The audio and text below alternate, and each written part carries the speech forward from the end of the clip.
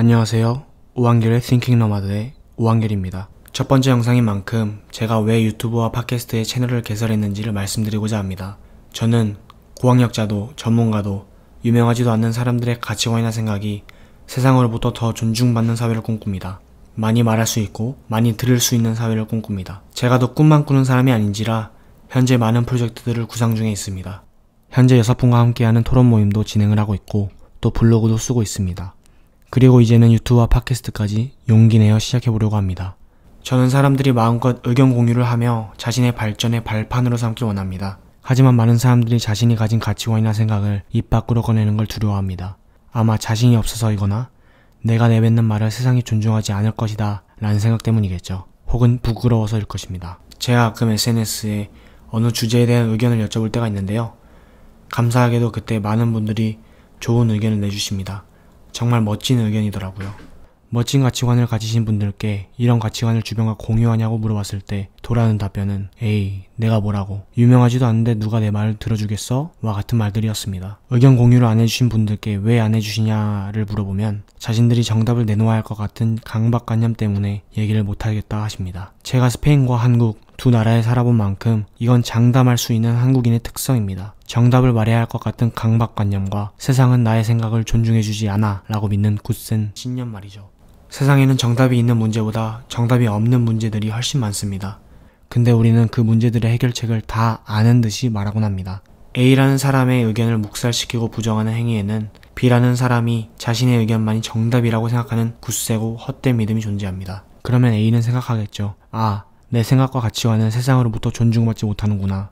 이렇게 되면서 악순환이 펼쳐집니다. 이 악순환에서 나오는 한국인의 특성은 바로 눈치 보는 문화입니다. 자신의 신념에 따라 행동하기에 앞서 다른 사람들은 나를 어떻게 볼까? 내가 하는 것이 정답일까? 라고 고민하여 결국엔 행하지 않아 후회하는 사람들이 많을 거라고 저는 생각을 합니다. 당연히 눈치 보는 문화 덕에 이득을 본 사례도 있을 것이라고 생각하지만 일상생활에서 이루어지는 눈치 보는 문화는 한국에서 사는 게 너무 답답하다라고 느껴지게 만드는 큰 요소입니다. 아마 한국을 헬조선이라고 말하시는 분들의 이야기 중 한국에서 사는 것이 답답하다, 눈치를 너무 많이 본다 라는 것이 무조건 포함이 되어 있다고 생각합니다. 아니, 자세히 들여다보면 이 이유가 다른 이유보다 훨씬 헬조선이라고 부르는 큰 이유이지 않을까 싶습니다. 이것이 제가 생각하는 한국의 사회적 문제의 시발점입니다. 다행히도 저 포함 MZ세대들이 이끌어가는 사회는 개인의 의견과 가치관을 더 존중하는 분위기입니다. 하지만 세상에 많은 의견과 가치관이 나오면서 생기는 새로운 갈등들도 보입니다. 우리는 앞으로 많은 갈등과 직면하게 될 것입니다. 현재도 직면하고 있는 세대 갈등, 젠더 갈등 등 향후 정말 많은 갈등을 보게 될 것입니다.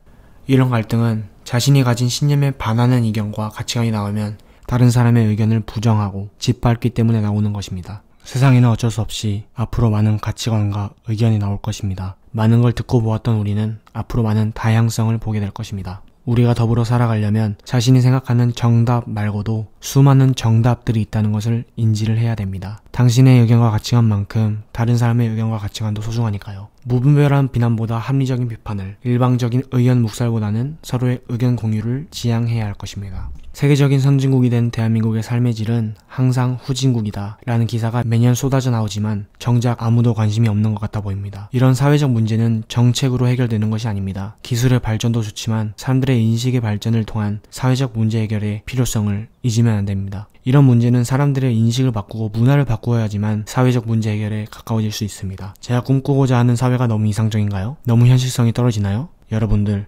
앞으로의 사회는 우리가 만들어가야 합니다. 기술의 발전도, 사회적 발전도, 모든 발전은 꿈만 꾼다고 이루어지지 않습니다. 더 나은 사회를 만들고자 하는 저의 바람, 이것은 저만의 꿈이 아닙니다. 제 꿈에 공감하시는 분들이 많을 거라고 생각합니다. 토론 모임, 블로그, 그리고 향후 제가 실행할 사업 등 모두 제가 꿈꾸는 사회를 이루기 위한 문화 창조입니다. 저의 주변에서부터 이런 문화를 이끌려고 노력하고 있습니다. 자신의 가치관과 의견을 눈치 보지 않고 말하고 또 많이 들어서 서로의 발전을 지향하는 문화를요. 주변도 못 바꾸는데 제가 어떻게 사회를 바꾸겠습니까? 하지만 이제는 보는 눈, 듣는 귀가 많아졌습니다. 저는 이게 제가 가야 할 길이라고 생각을 하고 해야 할 일이라고 생각을 합니다. 하지만 이 길이 저 혼자 가는 길은 아니라고 믿습니다. 만약 제가 생각하는 문제에 공감을 하신다면 공유를 해주십시오. 그저 링크 공유가 아닌 문화를 공유해 주십시오. 사회는 우리가 만들어갑니다.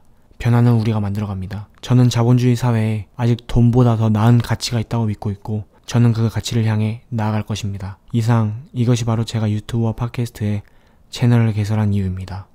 감사드립니다.